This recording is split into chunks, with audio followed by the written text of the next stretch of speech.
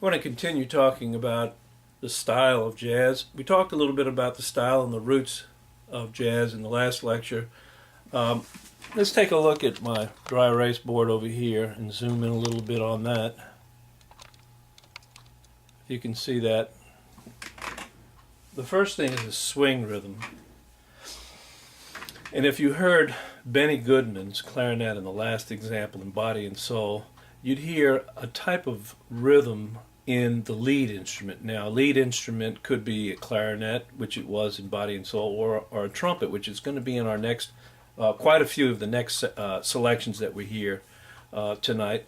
But those instruments, those lead instruments, can carry a lilting swing style, which is very characteristic of jazz. Now, some purists will adhere to that and say, swing, jazz has to swing.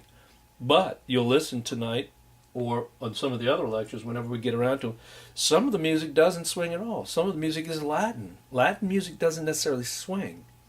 Some of the music is modern, and it also doesn't swing. So the definition of jazz broadens, and it encompasses different styles and different sounds. But for the most part, the early styles, jazz was a swinging type of long, short pattern. And you can hear it in the cymbals on the drum set, and you can hear it in the lead instruments, the clarinet. Ba-da-da-da-da-dee-dee, da-dee-da-dee, short, long, ba-ba-ba-ba-ba-ba-da. That was the style that New Orleans made famous. It's kind of a swinging, loose, kind of funky style that, well, funk is a whole nother thing. Maybe that's not a great word for it. But it is a more of an easygoing, loosely rhythmic style that you hear it in swing music, you'll hear it in Dixieland music and bebop. So you got this long, short, long, short, long, short, short style. Combination of time-keeping and syncopation. Well, syncopation had been around since ragtime, which was a piano style, and the ragtime style was based on the piano. Now let's take a look at the piano over here, if you can see a little bit of the piano. It's not turned on right now, but if you can see a little bit of the piano bass part down here. Here's the bass notes, and you'd have the left hand playing the boom, dum, cheep, kind of like a march. Dum dum dum dum ba dum bum bum bum bum ba bum dum dum ba dum dum. Keeping the beat, keeping the pattern. Remember, ragtime is a solo form, solo piano, no other instruments, just solo piano. And the left hand is one part of it, holding the rhythm tight, straight. But the right hand is going to play as the left hand keeps that straight rhythm. Right hand syncopates, da da da da da ba ba ba ba ba da da da ba ba ba da ba, and it's creating accents on the upbeat. That's what syncopation is. It's an accent, which means a stress on a non-downbeat, which the left hand is playing. The left hand is playing strong downbeats, but the right hand is accenting quite a bit on the upbeat. Watch my hand. Ba ba ba ba ba. Hey hey baby ba da da da da da da. So you've got a lot of this rhythmic jiveness, this rhythmic movement, and it's kind of old to our ears because we hear hip-hop, soul, even rock. Much music today is full of syncopation, and we take it for granted. But back then, at the turn of the century, in the 20s and the 30s, syncopation was lively. It was new. It was very, very fashionable after a while. Jazz was the new thing in the 20s, the roaring 20s. So you have this syncopation that's inherent in the style of jazz that jazz musicians would interpret Say, take a song as simple as Twinkle, Twinkle, Little Star. Twinkle, twinkle, little star, how I wonder what you are. Everything is falling da da da da. There's no accents on the upbeat. There may be upbeats, but they're not syncopated like this. Twinkle, twinkle, little star, how I wonder what you are. Up above the world so high, so high. Keeping that rhythm moving, keeping that rhythm, anticipating the downbeat, but never really straightforward on the downbeat.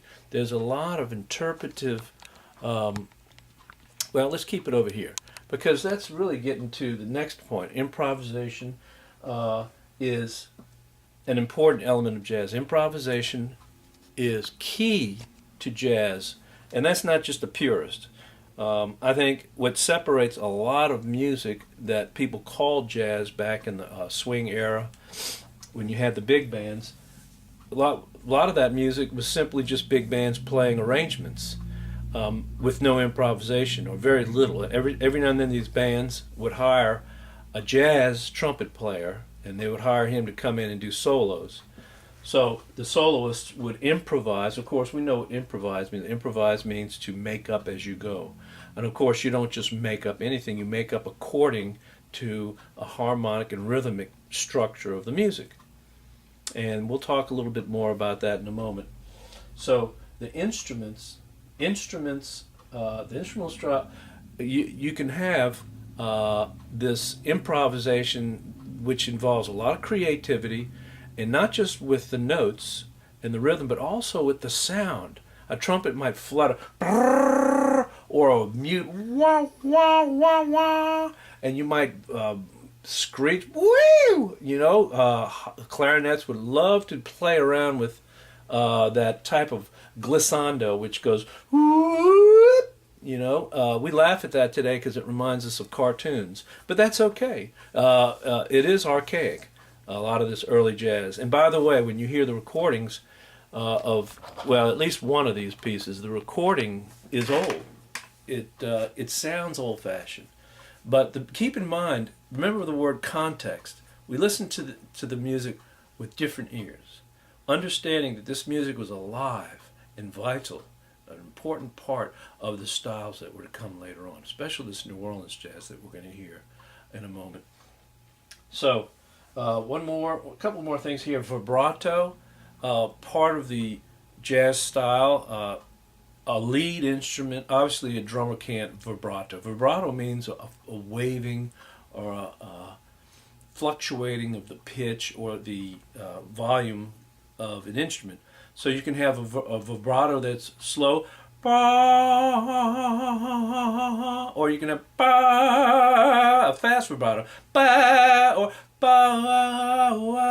and you can express. All these effects are channeled and geared and utilized for a strong emotional effect, like the blues itself. The blues, when you bend a pitch, and we talked about that a little bit, didn't we? We talked about the blues back in folk music. When you bend that pitch, it creates a deep emotional connection when you hear that. Instruments played in unique ways. Well, we talked a little bit about that, but one thing I didn't mention was, believe it or not, we look at a trap set and we see a trap set as being a bass drum, a snare drum, cymbals, a hi-hat, maybe some tom-toms. That was unusual. The jazz musicians began to do that. Instead of standing up and playing a bass drum like a marching band bass drummer, or marching with a snare drum, you put the snare on a stand right between your knees. You play the bass drum with a foot pedal, and you have a cymbal mounted on top of that bass drum, maybe with a few other little percussion instruments like a wood block or a rattle. You can play a cymbal by closing the cymbals together, a hi-hat. The cymbals are the timekeepers. So a trap set is a unique invention of the jazz player, jazz music. Also, as we mentioned, mutes on brass instruments. You put a mute, you stuff the bell with a particular style of mute that gives it an effect. We'll hear some of that. Bass players, unlike a conventional bassist in an orchestra who uses, like all the rest of the string family, uses a bow. The bow would be used to glide. It's made of horsehair. It glides across the strings. And if you've looked at the instruments of the orchestra, you'll see examples of the string family. Instead of doing that, the jazz bassists will pluck boom, boom with his finger. Boom, boom, boom. And gets a very percussive, very rhythmic driving sound. That's called a walking bass. And in jazz you'll hear bass players using that rhythmic, driving, walking bass to keep time, but at the same time changing the notes, changing the pitches along with the pianist, so that he's keeping the foundation of the music.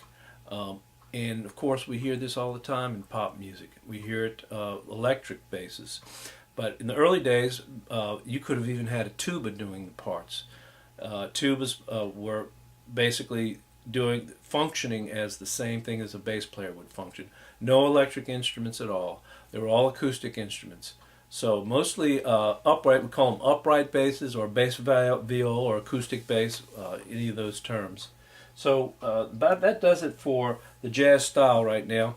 In the next lecture we'll get around to talking about the jazz, the different periods and the different styles. I believe on page 79 you have the jazz styles.